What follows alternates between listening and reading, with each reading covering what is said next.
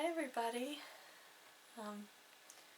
Tonight on Christian Country Living, I was going to show you a little bit about making sprouts.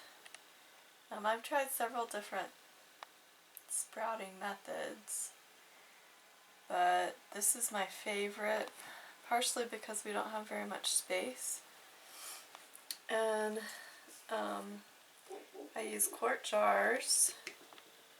And I got these lids, and this is the brand. It's called Sprout Ease, the jar seed sprouter.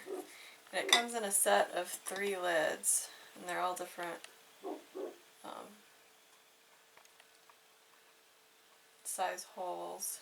I don't use these very often, but I started these either, about 5 days ago. These are lentils. These are alfalfa sprouts. And then this is a salad mix. It has alfalfa, radish, broccoli, and clover. And so, yeah, 5 days is about the length of time that it takes to get to this point. I would probably leave these maybe one more day just to get a little bit greener. But I'm going to show you from the beginning how, because a lot of times when you start sprouts you have to soak them before at the beginning. So take a little pause and I'll start there. Okay, we're back. When you're starting sprouts, if you buy these lids, it comes with this neat little chart, and it tells you for each kind of seed that you're going to sprout how much will fit in a quart jar and how many hours you should soak them before you start sprouting. I'm going to do alfalfa sprouts, and it says 1.5 to 2 tablespoons. If you do 2 tablespoons, by the time it gets to this point, it's really tight in the jar. So I'm going to do 1.5 tablespoons. And you're supposed to soak them 3 to 4 hours. So I have my jar, my wide mouth jar with water in it.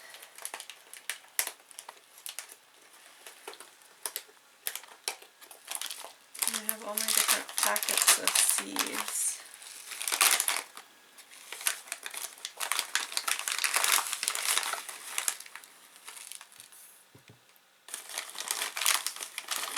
We'll do 1.5 tablespoons. Might have to kind of stir them up to get them to mix with water. And then I'll probably let these soak overnight just because it's getting so late, but normally you just let them soak for 3 to 4 hours. And then what you would do is you would put your whatever size screen you would need for the size seeds that you're using, which I'm going to use the finest screen for alfalfa. You just screw it on your jar. Don't screw it on too tight because it's hard to get off. And then you would just dump the water out. And then I just put them on the counter next to the sink like this. And then a couple times a day I rinse them and drain them. And that's what you do.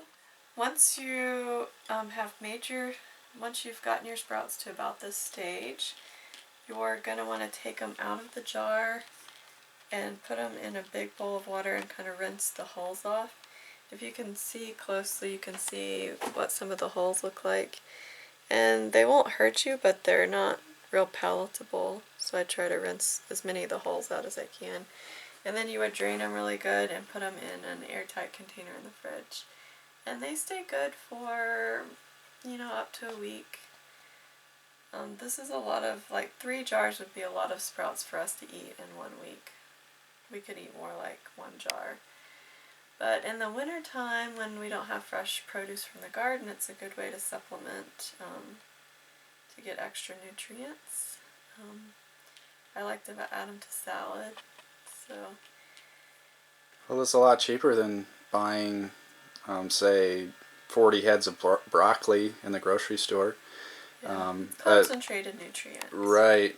And broccoli actually contains 4 times more sulforaphane, which is one of the big cancer-fighting compounds in broccoli, than the regular broccoli itself. The main advantage I see of this, as you mentioned earlier, was that you have fresh, truly fresh, living food all winter long, even when your garden is long gone.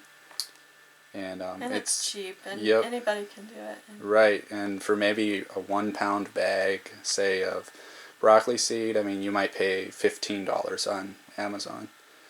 Make sure that they're organic and haven't been sprayed and all that. Hope you enjoyed this video and it was educational for you. If you haven't subscribed, you can subscribe by clicking below.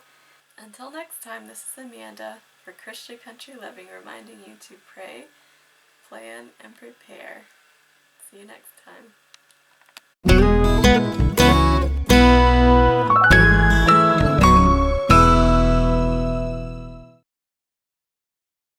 I hope you enjoyed this. Wait, your hair is messed up. Sorry, but it was kind of obvious. So. Okay, that's much better.